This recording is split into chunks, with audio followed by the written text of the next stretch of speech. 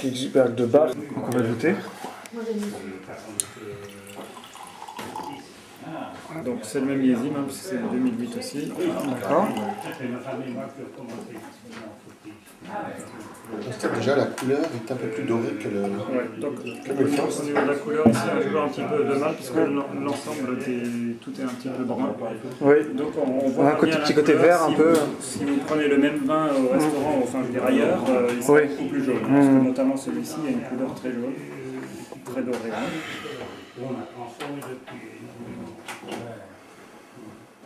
Mais la Carafe est ancienne du XVIIe siècle.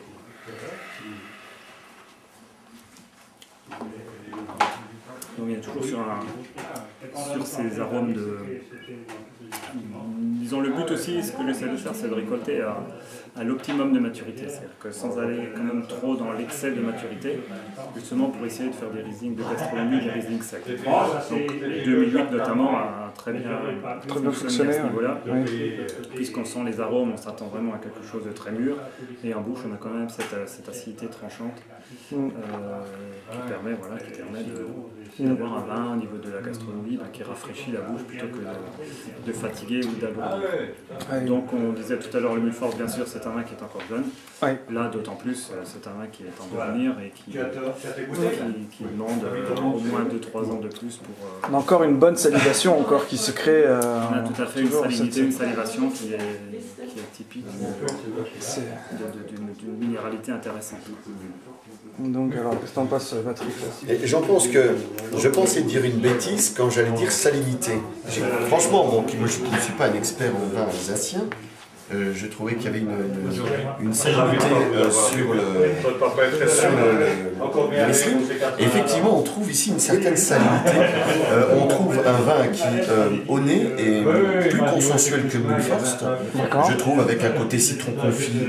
Et cette salinité, pourquoi? Parce que quand on fait un citron confit à la marocaine, on fait un mélange sucre et sel. On fait un mélange sucre et sel, donc quand on prépare ces citrons confits, et je trouve que lorsque l'on prépare ce mélange sucre-sel, c'est curieusement les arômes salés qu'on va plus sentir dans le citron confit lors de la préparation. Et ça le nez m'évoque un peu la préparation des citrons confits à la marocaine, avec ces odeurs salées qui sortent. Et c'est curieusement ce que je ressens dans ce Riesling-là. Par contre, en bouche, on est toujours sur l'autorité, l'intention, l'origine d'un grand terroir, avec certainement par rapport au Mulforst, moins ce côté immédiat, moins ce côté qui se livre plus vite. On est vraiment sur un vin qui est réservé sur la retenue, qui me fait penser un peu à lorsque l'on tend la corde d'un arc juste avant le départ de la flèche. On a ce côté un petit peu sur la retenue, cet instant où la flèche n'est pas partie, mais où on arrive au maximum de sa tension. Voilà, encore un Riesling autoritaire. Il fait timide au nez, c'est vrai qu'on le sent, il fait timide, mais en fait... à part ces arômes de citron confit, effectivement on a une certaine réserve derrière, on sent la profondeur, on sent qu'il y a un terroir qui est là. Néanmoins, le vin est sur la réserve. S'il faut attendre de 2 ans pour que le Mulforst arrive à une certaine maturité, le Kirchberg demandera peut-être encore un peu plus de temps. Il est indéniable que ces vins sont des vins à tenir et des vins hautement gastronomiques. Ah, ça c'est clair, on est tout à fait d'accord. Une petite conclusion alors sur ce petit Riesling, donc on pourrait le mettre avec quel type de mets à peu près, enfin poisson j'imagine en général ce qu'on dit, mais bon peut-être qu'il y a d'autres choses, d'autres expériences qui ont été faites. Non, déjà c'est plutôt un grand Riesling qu'un petit Riesling. Oui, j'ai dit petit. Oui mais c'était petit dans le terme affectif on va dire. J'ai bien compris, il n'y a pas de problème. Donc ce Riesling de ce type de terroir, bien sûr ça demande une gastronomie aussi plus dans la finesse, donc c'est pas pour la choucroute, on en est je pense relativement loin. Et bien sûr l'idéal comme dit c'est de le garder au moins 2-3 ans et ensuite on pourra l'associer à toutes sortes des crustacés, ça supporte quand même des plats relativement corsés ou même avec peut-être un peu gras, c'est-à-dire qu'avec une sauce assez puissante. Et justement, ça tranchera, ça permettra de rafraîchir le palais avec un Riesling puissant mais quand même bien sec.